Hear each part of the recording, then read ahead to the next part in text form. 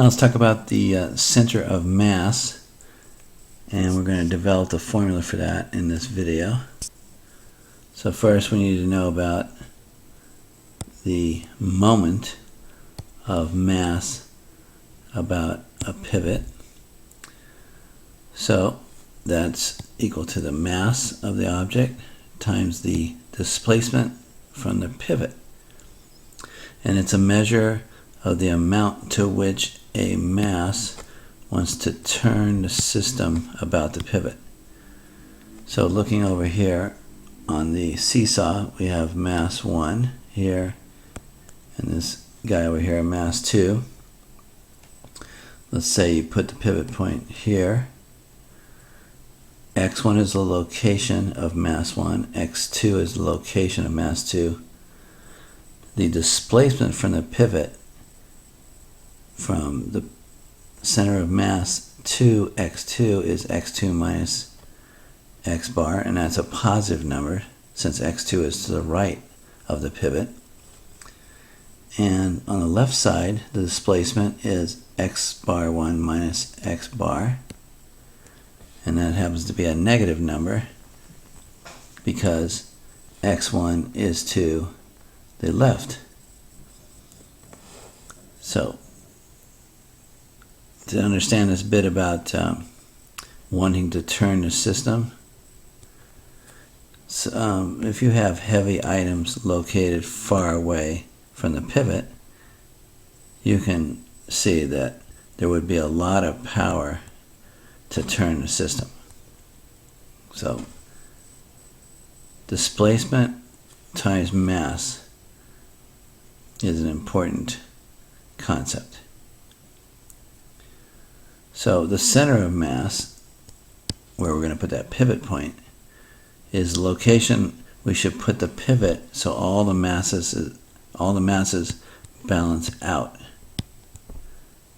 and do not turn the system. That is, the moments must all add to 0. So here's our system again.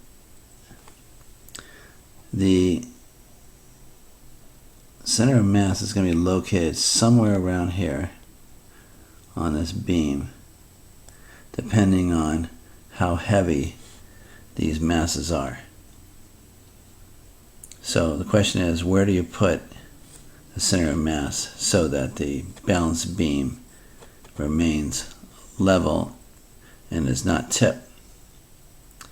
Well, you let x bar, in this case, be the center of mass. And you have to have some kind of an orientation. So there's x bar units from the left side of the beam. Now we're just letting it equal that. The moment for person 1, here's person 1 over here, is the mass 1 times the displacement. And the moment for person 2 over here is mass 2 times the displacement. Okay, and we already noted that the left displacement for the left-hand mass was negative and the right was positive. So if you sum up the moments, you're going to have it add up to 0 to achieve balance or equilibrium in the system. So here's the two moments being added up to equal 0, and we're going to solve for the pivot point, the center of mass. So you go through all this algebra shown here. Just take a look at that algebra. And the algebra all comes out with this formula right here for the center of mass. And it's the sum of the masses times their location, mass times location, divided by the sum of the masses. That comes out pretty nice. So now back to our example. Suppose that the beam was 5 meters long and person 1 had a mass of 40 kilograms, person 2 had a mass of 50 kilograms. And just to know what that weight would be, these are a couple of kids. 40 kilograms on Earth weighs 88 pounds, and 50 kilograms weighs about 110 pounds. Person 1, let's just say they're sitting half a meter from the left edge. So their location is, x1 is 0.5 meters. Person 2 is sitting 1/2 meter from the right edge, so their location is 4.5 meters. So the center of mass formula is here, and plug in the points, or the values you have here, and those units are kilogram, meters for the masses times their location, and in the bottom it's kilograms and kilograms, so that comes into kilograms, and these two cancel out and you get meters, which is what you should get for a center of mass. So then you work all that out and you get 2.7 meters from the left edge. So then you go back to the picture and you draw in, let's say something like 1, 2, 3, 4, 5, roughly like that. So 2.7 would be 1, 2, it'd be over here somewhere. Here's the pivot point, because mass 2 is a little heavier, so you need it a little bit more toward their side to give the moment on the left a little bit more power to balance off the system. Okay, so that's all working. If we had 3 masses, it would algebraically solve out, very simple or similar, to be this formula here. Again, the sum of the masses times the locations over the sum of the masses. So that would be, so you have your, in general, your center of mass. If you have n masses, it'd be this sum, masses times location, summed up, divided by the sum of the masses. And here it is in words over here. So what if there is an infinite number of masses, such as would be the case if you want to balance a stick on your finger, such as this young lady is doing there, but the stick, let's say it's heavier on one end and gets progressively less heavy, continuously going toward the other end. So sort of a visual on that would be like heavy on this side and light. Although it just be one stick, you can kind of represent it this way.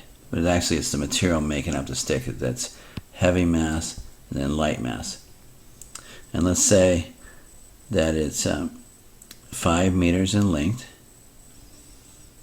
and let's suppose that the density is 6 minus x kilograms per meter, where x is the position of the mass from the left edge.